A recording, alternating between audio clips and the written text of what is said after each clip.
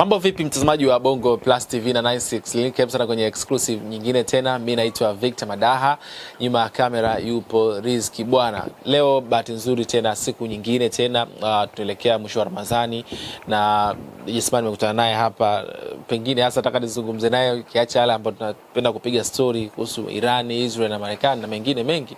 Nataka nifahamu kwanza, sema kwema lakini alhamdulillah. Mambo anasemaje? Namshukuru Mwenyezi Mungu kwa neema zake tunazozijua na tusizozijua. Tunamuomba tusamee madhambi yetu tunayajua na tusiyojua. Na wote ambao wana mitihani tunamuomba Muumba mbingu na ardhi awafanyie wepesi. Tugeukie sasa kila ambacho kimetukumbuka kizungumza mara kwa mara kuhusiana na vita ya Iran dhidi ya mataifa ya Israel na Marekani. Kila siku tumekuwa tukibadilisha tukibadilika, taifa zinatoka mpya na kutokana na muda ambavyo naenda tunazidi kuchambua. Kwanza baadhi ya watu ambao walikuwa wanauliza bana, mbona mjafanya kipindi? Kuna muda tuna take break kidogo kwa sababu ya story ni nyingi, lakini hatuwezi kuwa tunazungumza kila siku, si ndio? Hiyo ya kwanza, lakini unajua inasikitisha kwamba nguvu zote zimeelekezwa kule. Kuna mambo mengine sana ya mbolea ya kwetu. Juzi nimeenda TANESCO pale Ubungo. Mimi nina makala ambayo niliyatoa ya drones. Na kwenye yale makala nikaongelea taifa letu kama Tanzania wa embrace waingie katika teknolojia ya drones kwa sababu ina faida nyingi, na ikaelezea upande wa polisi jinsi inaweza kusaidia kwenye surveillance, kwenye reconnaissance, overwatch, unaona, jeshi vile vile kuna anti drone, lakini sekta binafsi na vitu kama hivyo, umeona, kwa sababu ya inspection na ukaguzi na vitu kama hivyo. Sasa nimefurahi sana juzi TANESCO wame launch aina kadhaa za drone. Sasa hivi yani nilifarijika sana, kasema unajua kuna vitu vikubwa sana ambavyo vinafanyika. Wame launch aina za drones na nimeenda nimezishuhudia. Kuna na nilikuwepo pale, kuna video inshallah nikimaliza nitaiedit itatoka. Wana drones ambazo ni za thermo, ambazo zina uwezo wa kukagua kwenye kituo cha umeme cha kuzalisha umeme.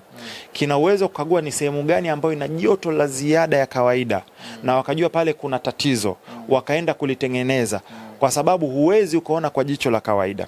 Otherwise ilibidi iwe inafanyika manually ambayo ingechukua muda mrefu sana. Lakini wana nyingine ambayo ina uwezo wa kukagua leakage ya mionzi ambayo inatoka kwenye cable hizi ambayo ni hatari, ambayo inaweza kusababisha madhara kwa afya ya binadamu. Wana ambazo zinafanya combination ya ile. Kwa hiyo nilienda nikafurahi, nikasema hivi unajua kuna vitu vizuri vingine ambavyo pia vinafanyika, tusiangalie sana kule kuna nani. Mimi nimeenda moja project ambayo natamani nifanye, nilienda katika adventure zangu mlima Udzungwa. Katika adventure nikaenda kuna sehemu panaitwa Morningside, tukapanda tukaenda mpaka Bondwa Peak, wanapaita Mnarani. Bro, juu ya mlima kuna minara ya mistimu ya TANESCO ya umeme, unapanda mpaka juu. Nimejiuliza sana maswali, natamani nijue ile mistimu imefikaje, kwa sababu gari haifiki, crane haifiki, walifikishaje ile mistimu wakaiweka na umeme ukafika mpaka kule juu. Natamani sana nijue, ila mimi nimesomea umeme VETA mwaka mzima Tanga pale Majani Mapana. Ndo maana leo mimi nikiongelea mambo ya tech na nani na kuwa naongea kwa sababu nimesoma na nimetoka pale na certificate 2. Nimetoka na CBET level 1, lakini nimetoka na grade 3. Mimi ni electrical installator kwa by profession, moja ya profession zangu. Nikatoka nikaja Chang'ombe nikasoma electronics. Ndio maana ninavyochambua tech mimi ni tofauti na wachambuzi wengi sana wa tech, kwa sababu ninakijua ninachokiongelea. Kwa hiyo ninajua process tangia umeme unapozalishwa kwenye kama ni turbine zile hydro, unapopita iwe ni kwenye transformer zile, unaposafirishwa kuna kitu kuna step down transformer na kuna step up transformer, kwa sababu pia unaposafiri unapungua, inabidi tena kutengeneza vituo ambavyo unaongeza tena na kuleta. Unaokuja pale ni volts kubwa sana, inabidi uanze kugaiwa. Kuna wataalamu wa sekta tofauti mpaka umeme unakuja na kufikia wewe. Kuna kazi kubwa sana inafanywa, na unajua ukiwa kwenye ndege unasafiri, sisi ambao tunaonaga usiku, let's say hata Dar es Salaam unapotua iwe saa 5 saa 6 usiku, watu wa mabenki wamelala. Sawa. Watu let's say TRA wamelala. Sijui hizi mamlaka nyingi zimelala. Lakini ukiangalia umeme bado upo. Ina maana watu wa TANESCO mpaka usiku bado wapo wanaendelea kufanya kazi. Unajua ni vitu ambavyo hatuvinotice yani ni watu ambao unakuta wanapeana shift, wanafanya kazi kubwa. Hatusemi kwamba hakuna mapungufu. Mapungufu yapo, umeona. Shida ni kwamba tuna watu ambao wako very brainwashed. Yani hawataki mtu apewe maua yake sehemu ambayo anastahili kupewa maua yake. Kwa hiyo wanapoona kwamba kuna ukimya let's say huku, wajue kuna harakati zingine pia zinafanyika. Yes, mambo ni mengi. Yes. Naam. Nadhani pia kwenye hilo pia kuna la kujifunza pia. Na tuwashukuru pia ambao interview zetu kupata tukizifanya, mamlaka zinaona na zinafanyia kazi. Sma. Naam. Swala ambalo sasa hivi limetake headline sana, na nilizungumza na wewe interview ya mwisho ambao tulifanya, nikakuuliza kuhusiana na kaka yake na Netanyahu kupoteza maisha, na ukazungumza kwamba ukatoa maoni yako kwenye hilo. Sasa hivi wiki nzima kinachozungumzwa ni kwamba Netanyahu amepoteza maisha. Video ambazo anazijaribu kuzipublish na kuzitoa, wengine wanadai ni AI. Licha ya kwamba yeye mwenyewe amekuwa akiprove kama anasema kwamba mimi ni mzima. Hata jana ametoka kutoa hotuba akasema kwamba as you can see mimi ni mzima. Tuanze kwanza kwenye hilo. Kwa nini watu wanahisi video zake ni AI? Is true kama ni AI? Ni kweli kwamba zipo video zake ni za AI. Yes, hiyo ni kweli. Sio zote, lakini zipo ambazo ni AI. Kwa hiyo wanaohisi hivyo ni sahihi. Unahisi kwa nini wanafanya vile? Kuna possible scenarios. Unajua unapokuwa mchambuzi inabidi uwe unaangalia kitu kwa engo tofauti tofauti. Moja ya scenario ni kwa sababu ya kiusalama, hataki kujiexpose, moja wapo. Moja ya scenario huenda amejeruhiwa vibaya, kwa hiyo haezi akaongea yeye mwenyewe. Moja ya scenario huenda akawa amekufa, kwa hiyo hawezi akatengeneza, zinatengenezwa za kakwe. Moja ya scenario inaweza ikawa ni mbinu ya kivita. Ni mzima kabisa, lakini anatengeneza hiyo kuleta taswira kwamba amekufa, alafu anapojitokeza itatoa sana credibility kwa watu ambao wamesema amekufa. Umeona Kwa hiyo hizo ni all possible scenarios. Na kwa nini Netanyahu katika kipindi hiki kwa undani zaidi mtu atamani pengine aweze kufahamu kwa nini scenario inatokea katika kipindi hiki? Kwa sababu kuna taarifa ambazo na ni za watu wenye mashiko wanawasema kwamba sisi tunatumia OSINT, Open Source Intelligent Sources. Kuna watu ambao wana access, sisi hatuna access ya classified information, ila kuna watu ambao wana access kwa sababu wao ni former CIA, wao ni former Marines, wao ni former intelligence analyst, kina Larry, kina Scott Ritter na McGovern na wengine. Wale wana access hiyo. Sasa watu kama wale wanapotokea wakasema kwamba Netanyahu amekufa, inapata uzito. Kwa sababu huenda wakawa na access ambayo sisi wa kawaida hatuna. So imepata uzito kwa sababu hiyo, lakini pia zile video zilizotoka zinaleta maswali kwamba kwa nini utengeneze AI kama wewe uko mzima unaweza ukaongea. So hiyo ni kitu ambacho inaleta hiyo. Lakini sasa hapo kuna swala la ushabiki binafsi.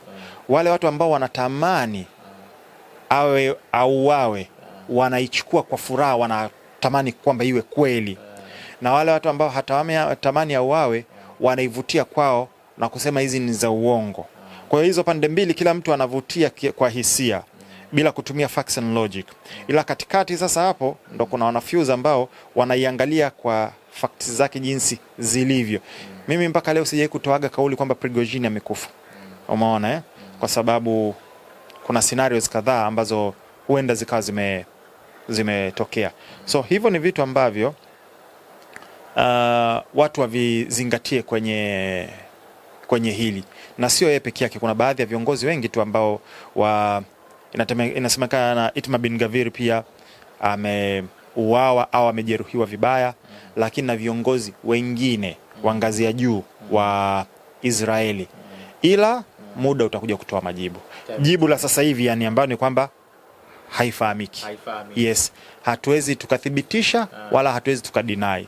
Yes. Lakini kuna wale ambao wanaenda mbali wanasema kwamba ulinzi ambao ako nao ama nani Netanyahu analindwa ni ngumu sana yeye kupoteza maisha. Pengine hasa kwa mtu ambaye afahamu Netanyahu ulinzi wake uko vipi hasa? Lile ni taifa ambalo lina maadui wengi. Cha kwanza. Na maadui hao kutokana na matendo yao wanayofanya ya ukatili mwingi. Na yeye ni mtu ambaye amesababisha maafa na mateso kwa watu wengi sana. Inamaanisha nini? Inamaanisha kwamba atakuwa anawindwa na inabidi apewe ulinzi wa hali ya juu sana. Kwa hiyo atakuwa na ulinzi wa hali ya juu sana. Nadhani yeye anaweza kuwa analindwa ulinzi wa hali ya juu kushinda hata Trump. Yes. Kwa hiyo sijui security detail yake, nitakuwa mwongo. Lakini my general knowledge ya intelligence na functionality zake, najua tu kwamba analindwa ulinzi wa hali ya juu sana. Na hizo scenarios huenda moja kati yako ikawa ni sahihi. Unaamini kwamba Netanyahu hayuko Israel katika kipindi hiki? Kuna watu walisema kwamba alienda German kutokana na hivi vinavyoendelea vita kwa ajili ya usalama wake, na kuna wale ambao kama sisi ambao tunaendelea kuona kwenye video anavyopost kwamba yuko ndani ya nchi, anatembelea na nchi, anaenda kwenye mgahawa na nini. Unaiona hiyo bado yuko Israel? Kwanza zile video za migahawa mimi siziamini. Cha kwanza, it's very high risk. Ila ambao tunafuatilia sana mambo ya intelijensia pia tunaelewa. Unaweza ukatengeneza, si unaona hapa nilipo hapa, naweza nikapageuza pakaonekana kama Oval Office ya White House. Watu wana uwezo wa kufabricate ikaonekana. Kwa hiyo unaweza kuta ni kwenye underground katengeneza ile sehemu kama ni kama ni nje, kama ni mgahawa, kumbe ni underground. Umeona? Kwa hiyo taarifa zipo tofauti ambazo zinaonyesha yuko Ujerumani na sehemu tofauti, na ni kwa sababu ndege yake ilionekana inaenda Ujerumani. Kwa hiyo inaashiria kwamba yeye yuko Ujerumani. Lakini huenda yuko Israeli, naamini kama yeye au mtu kama Trump au mtu kama Xi au mtu kama Putin huwa wana maandaki ambayo yana uwezo wa kuhimili nuclear blast. Kwa hiyo anaweza akawa yuko pale pale ndani ya nchi yake, sehemu ambayo yuko salama dhidi ya makombora, lakini huenda akawa yuko nje ya nchi. So far taarifa hizo mimi binafsi siwezi nikazithibitisha kwa sababu zinabaki kuwa speculation. Hakuna ushahidi ambao kwenye intelijensia unaitwa actionable intel, intelijensia ambayo ina uhakika yani. Na ukiacha kwamba Netanyahu kwamba taarifa zake zimekuwa zikisema kwamba amepoteza maisha ama ni mzima, ni same story ambayo pia ipo kwa kiongozi supreme leader wa sasa hivi wa Irani, Mojtaba Khamenei. Inadaiwa, wengine wanasema kwamba yuko Russia, Urusi, anapata matibabu kwenye hospitali ambayo inasimamiwa na Rais Putin, na kuna wale ambao wanasema kwamba kwa kuwasikiliza viongozi wa pale Iran wanasema kwamba yupo lakini kwenye ulinzi ambao hawataki kumexpose. Nini ambacho kipo, tuondoke na lipi kwenye hili mpaka sasa hivi? Hizo zote ni taarifa ambazo ndo nakwambia zini kwenye open source ambazo hazijathibitika. Kuna taarifa ambayo inasema aliposhambuliwa baba yake na yeye alikuwepo na aliathirika, hali yake sio nzuri. Kuna taarifa ambazo zinasema kwamba yuko kwenye koma. Kuna taarifa ambazo zinasema ameuawa. Kuna taarifa ambazo zinasema ni mzima. Hazijawa proven, hazijathibitishwa itikadi yao na imani yao. Mfano kwenye Uislamu na kwenye Ukristo na dini zingine ambazo zinafuata maamrisho ya Mwenyezi Mungu, kudanganya ni dhambi. Tena kwenye Qur'ani yani unaambiwa laanatullahi alal kadhibin, laana ya Mwenyezi Mungu kwa wale wenye kudanganya. Sawa? Na ina tafsiri zake kadhaa. Sasa wao viongozi wao kiuao wanasema kabisa kauawa Raza, kauawa Khamenei, kauawa nani, wanasema ile kwenye vita inaruhusiwa, inadaiwa hivyo. Kuna baadhi ya scenario, kuna kwenye dini nadhani ni sehemu 3 tu ambazo unaruhusiwa kudanganya. ambazo hizo ni story ya nilitajwa na kwa mujibu wa Sheikh Pozali naambia kudanganya ukiwa vitani inaruhusiwa hiyo kwa ajili ya kujiokoa. Kumdanganya mke wako kwa maana unampenda, unamfanyaje, wewe ni mzuri kwa wanawake wote, ili kumfurahisha inaruhusiwa. Na mwisho sikumbuki wataniambia tu kwenye comment hapo mambo kama matatu ni kupatanisha watu. Mfano, kwa hiyo Riziki bwana na Victor Madaha wamezinguana. Sawa. Alafu mimi nakuja namfuata Riziki. Unajua mshikaji anisikia vibaya, yani siku alichokifanya siku ile ajisikia vibaya, yani anatamani kukwambia lakini anashindwa anzie wapi.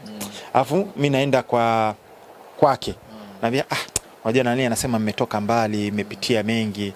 Yani anatamani tu yaishe kwa sababu binadamu anateleza. Kwa hiyo natengeneza mazingira, sio uongo wenye madhara, ni uongo wenye kujenga. Umeona? Kwa hiyo nakuja, yani kwa hiyo nyinyi mnapokuja kukutana nakuta wewe unakuja na nani ukijua kwamba mwenzangu yuko tayari kunisamehe, na mwenzio anakuja mwenzangu yuko tayari tuyamalize. Mnashangaa mnapatana, maisha yanaenda. Hiyo ndio moja ya scenario ambayo unaruhusiwa. Ndio hivyo. Kwenye hii sasa kwa mke wangu mtarajiwa, naomba nikwambie wewe ndio mwanamke mrembo kushinda wote duniani. Na nimepita hiyo. Na tuwadanganya wake zetu jamani. Kwa hiyo kwenye hili unahisi Iran inaweza kana ametumia hiyo mbinu labda kuendelea kuficha kwa sababu ya kivita zaidi? Sidhani. Kwa sababu gani? Ya track record. Ingekuwa ni kuficha, wangeficha kiongozi wa juu kabisa ambaye ni Khamenei. Lakini tukiangalia track record yao, unajua hichi ndio kitu watu wanatakiwa waelewe. Values zangu zinaweza zikawa tofauti na values zako. Na shida inapokuja, ninapotaka kulazimisha values zangu zije kwako. Kwa Marekani na Israeli na wengineo, kifo kwao ni kitu kizito sana na ni pigo kubwa sana, especially unapokuwa umeuawa na adui. Sawa?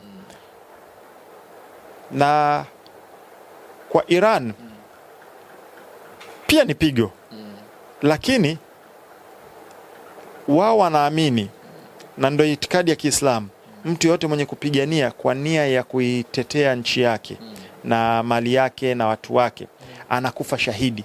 Kwa hiyo wanaamini ndio wamekufa, lakini wamekufa shahidi, yani wamekufa kifo kizuri, wanaenda peponi. Umeona? Na kwa itikadi hiyo ina inspire na wengine watangazo hata kama yes. Kwa hiyo wao kuficha haina thamani kwao. Umeelewa? Lakini kwa wengine wao wana tabia ya kuficha. Kwa hiyo ni kitu ambacho watu wanatakiwa waelewe, na ndio moja ya vitu ambavyo pia vinaleta sintofahamu. Netanyahu ametoa video nyingi sana za kukana kwamba amekufa. Anasema sio mimi na vidole 6 kaonesha. Kuna ile yeye na ambassador wa Marekani ile bana nimetumwa na Marekani nje nikuangalie sijui. Ametumia nguvu nyingi sana kukana, ambayo pia inaleta sintofahamu. Yani why unatumia nguvu nyingi sana kukana? Ile ilikuwa haina haja. Yani kitendo cha wewe kutokea na kusema bana tuko hivi inatosheleza. Umeona Lakini pia hata ile video nikiangalia ile na balozi, kuna baadhi ya body language na vitu kadhaa pale vina raise questions, vinaibua maswali. Lakini watu waelewe kwamba kuna thamani of values za Wairani na za Marekani na Israeli ni tofauti. Ndio maana outcome zake zinakuwa ni tofauti. Ndio maana Wairani wakiuawa 70 wanasema tu wameuawa 70. Akiuawa kiongozi wao wanasema wameuawa kiongozi wao. Marekani wanatangaza tumeuawa 6, kaongezeka mmoja. Israeli wanatangaza bana ameuawa raia mmoja au vitu kama hivyo. Kwa hiyo lazima ni kitu, lazima uelewe ni kitu gani ambacho kinapelekea hizi njia mbili, matokeo mawili. Uelewe the root cause, na ni values zao na ni thamani zao au misimamo yao au itikadi yao. Na ili uweze kupata majibu kamili. Yes. Kwa hiyo pia tuendelee kusubiri pia kama Mojitaba akija kuonekana kama unavyosema, ili tutapata majibu. Either ni mzima, either amekufa. Na hii ina apply pia kwa Netanyahu na wote ambao wanasemekana kwamba wameuawa. Inaweza kawa ni wazima, majibu muda utatoa majibu. Huenda ukawa wameuawa, muda utatoa majibu. Huenda ukawa wamejeruhiwa, muda utatoa majibu. Tusispekulate sana bila indicators ambazo zinaipa uzito ili jambo. Yes. Naam. Kifo cha Ali Larijani kwa usalama kimewashtua watu wengi sana. Na inadaiwa kwamba alikuwa hata kwenye majibu mengi alikuwa akiyazungumza yeye, aliibua baadhi ya vitu vingi sana, mambo nyeti sana, ikiwemo kutabiri kwamba Marekani tufanye tukio kama la September 11 na mengine mengi, na baadaye pia akasema kwamba mtu ambaye atafuata kupoteza maisha atakuwa ni Ali Larijani. Kifo chake hasa nini hasa ambacho una learn kutoka kwenye hicho kifo? Kwa sababu watu wengine wanasema kwamba kwa umuhimu wake alitakiwa hata walau watu wamfiche na nini. Pengine kuna makosa gani ambayo yametokea katika hicho? Pia ile jibu haliwezi likawa straightforward. Kutakuwa kuna scenario nyingi sana hapo ndani. Kwa sababu cha kwanza tushasema kwamba Israeli amewekeza sana kwenye intelijensia ndani ya Iran. Ndio maana anafanikiwa sana kwenye assassination na baadhi ya mission ambazo anazifanya. Ni kwa sababu amewekeza sana. Ila pia mule ndani kuna wasaliti wengi ndani ya Iran. Na pia kuna kitu kinaitwa SIGINT ambao ni signal intelligence. Alafu kuna ELNIT ambao ni electronic intelligence ambayo pia wanazitumia. Kuna baadhi ya watu wanasema kwamba miongoni mwa hospitali ambazo wanatibiwa viongozi wa Iran, kwenye dentist wale wao wanapowafanyia, wanatengeneza meno, wanaweka chip ili waweze kuwa track, umeona. Lakini pia Mossad na CIA wana uwezo wa kutumia CCTV camera kuzihack ili kuona movement za lakini pia wana watu ambao wako katika ngazi za juu kabisa ambazo pia wanawapa taarifa, umeona. Kwa hiyo ni kitu ambacho kinawatafuna sana Iran, na hii nishaongelea. As long as Mossad na Marekani wako effective kwenye upande wa intelligence na hii inaitwa infiltration, kupenya, basi Iran atakuwa anakutana na madhara makubwa sana. Hiyo ya kwanza. Sasa ni kitu gani kimepelekea? Huenda ikawa sehemu yake imevujishwa, umeona. Huenda akawa alifanya kosa la kimkakati, umeona. Huenda ikawa wameweza kumtrack kwa njia moja au nyingine. Kwa hiyo kuna scenario nyingi sana ambazo huwezi ukasema direct. Kitu ambacho tunaweza tukasema ni kwamba intelijensia ya Mossad na CIA imefanikiwa kumfikia na kumpata. Hicho ni cha uhakika. Lakini scenario gani ambayo ilitumika? Mfano kama huyu kiongozi gani wa Hamas ambaye aliuawa Tehran, Haniyeh. Sawa. Waliweza kujua huwa akienda Iran anafikia katika apartment gani. Unajua watu na tabia, mfano tukienda kwenye hoteli kuna meza fulani ambayo tunaipenda. Watu washazoea baada meza. Au hizi sisi ambao ma DJ tunajuaga klabu fulani. Kuna meza fulani huwa inakuwa reserved. Hii ni ya riziki bwana. Kwa hiyo watu wanajua. Au anapenda kuhudumiwa na mhudumu fulani. Sawa. Kwa hiyo hata kwenye mahoteli kuna watu ambao wana vyumba vyao wanavipenda au apartment zao. Kwa hiyo waliweza kufuatilia, wakajua huwa akifikia huwa anafikia sehemu fulani. Wakaweza kupandikiza bomu kabla, miezi mitatu kabla ya ujio wake, likawepo mule ndani. Kwa hiyo alivyokuja wakatumia tu remote wakadetonate. Umeona Kwa hiyo kuna njia tofauti ambazo zinatumika kwenye ulimwengu wa intelijensia kwa sababu ya kufikia malengo kama haya. Na Iran wana kazi nzito sana, na so far wana madhara makubwa sana ambayo yanasababishwa kwa sababu ya intelijensia yao kuvuja sana. Yes, wanatakiwa as long as sio ipo basi wataendelea kuathirika. Kiongozi pia wa masuala ya intelijensia, kwa maana masuala ya usalama ndani ya Iran pia aliuliwa. sijajua cheo chake wanamuita waziri ama ni nani huko ndani ya Iran, lakini aliuliwa pia. Ilitofautiana pia na pamoja na mtoto wake na Al-Larijani pia na yeye alipoteza maisha. Pengine hivi ukiangalia mfumo wa Irani, watu tayari washaufahamu kwamba wenyewe ndio hivyo, kifo watu wanaona unakufa shahidi, lakini still bado pia kwenye kifo wao tayari kuna watu ambao wameweka nyuma yao. Lakini kuna maswali ambayo yanakuja sema, watu wanaopoteza maisha ni watu ambao tayari wana uzoefu katika uongozi, wana mambo mengi ambayo wanayajua katika nchi na nini. Kubadilisha uongozi kwa kipindi kifupi afu kwa watu wengi, ile chain of command inabadilika kwa kipindi kwa haraka vile unavyoona, huoni itafika stage ambayo pengine itaanza kuaffect labda ndani ya uongozi wa Iran kwa kipindi hiki? Athari iko pale pale. Akiondoka kiongozi ambaye ni mzoefu, ambaye pia ana ushawishi katika jamii na watu, kama ni pigo kubwa. Kama Suleimani, mtu ambaye alikuwa anaheshimika sana, Ibrahim Raisi, umeona, Ali Khamenei mwenyewe na hao wengine ambao wameuawa, ni pigo kubwa sana. Ila moja ya sifa muhimu zaidi ya kiongozi ni kufanya vitu vikubwa viwili. Ya kwanza ni kuandaa mfumo ambao unaweza kujiendesha bila hata wewe kuwepo. Sio lazima wewe kila kitu kiwe centralized kwako, kwamba hata usipokuwepo mfumo unajiendesha wenyewe. Cha kwanza. Cha pili ni kuandaa succession, kwamba mimi nikiumwa, mimi nikifariki, mimi nisipokuwepo, nani atafanya nini kitafanyaje. Na ni kitu ambacho nadhani Iran wameweza kukifanya kwa ubora mkubwa sana, na ndio maana tumeweza kuona tuliongelele SOP, Standard Operating Procedure, na nilikwambia tangia mwanzo tumeanza kuchambua kwamba waliuawa viongozi wengi, especially katika siku ya kwanza na ya pili ile, wengi karibia 5 wale, sawa. Lakini umeonaje tangia kipindi hicho mpaka sasa hivi ufanisi na utendaji kazi wa jeshi la Iran? Umeona wameyumba au wanafanya kazi kwa ubora? Still wanaendelea kufanya kazi kwa ubora. Kwa sababu gani? Ndio huo nakwambia, wameandaa mfumo ambao unaweza kujiendesha hata kiongozi yule wa juu asipokuwepo, sawa.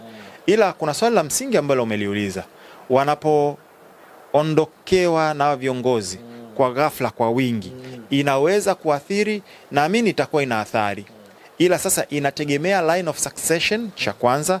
Cha pili, procedure walioweka ya kujiendesha iwapo wa viongozi hawapo. And so far naweza nikasema, na hii tushongea kwamba Iran wamesema tulikuwa tunajiandaa kwa hivi vita miaka 40. Sawa. Walijua yani hivi vita ni swala la muda. It's when not if. Ni lini, sio kama. Je, kama itatokea, ni swala lini itatokea. Kwa hiyo waliandaa mifumo, wakaandaa decentralization, na kwa hiyo hata wakiuliwa viongozi wote wale wa juu, bado Iran itaendelea kuperform kwa sababu wamedecentralize. Yani ni sawa sawa Tanzania, kila mkoa umepewa mamlaka yake, unajiendesha wenyewe. Kwa hiyo hata inapotokea kwamba serikali ya juu haipo, bado kila mkoa, lakini inapokuwa centralized,